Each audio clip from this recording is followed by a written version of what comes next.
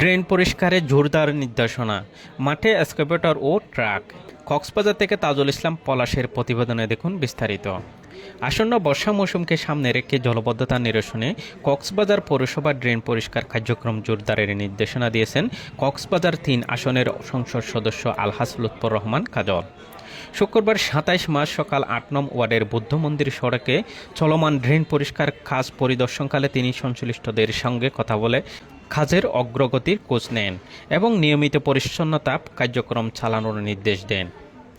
এ সময় শহরবাসীকেও নিজ নিজ আশপাশ পরিষ্কার রাখার আহ্বান জানান তিনি বলেন, ড্রেন ও নর্দমা পরিষ্কার রাখলে মশার বংশবিস্তার কমে এবং ডেঙ্গু, ম্যালেরিয়া ও চিকুনগুনিয়া ঝুঁকি হ্রাস পায়। পৌরসভা সূত্রে জানা গেছে, জলবদ্ধতা নিরসনে শুক্রবার থেকে একটি এক্সকাভেটর ও 2টি ট্রাক দিয়ে খাল খনন ও ড্রেন পরিষ্কার কার্যক্রম নিয়মিতভাবে পরিচালনা করা হচ্ছে। এ সময় ড্রেনের প্রতিবন্ধকতা দূর করতে কয়েকটি ভাসমান দোকানও অপসারণ করা হয়।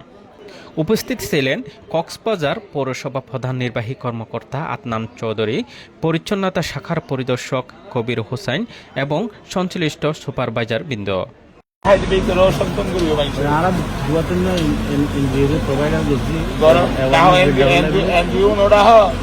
সপ্তাহ মাত্র উনারা হোক আস্তে আস্তে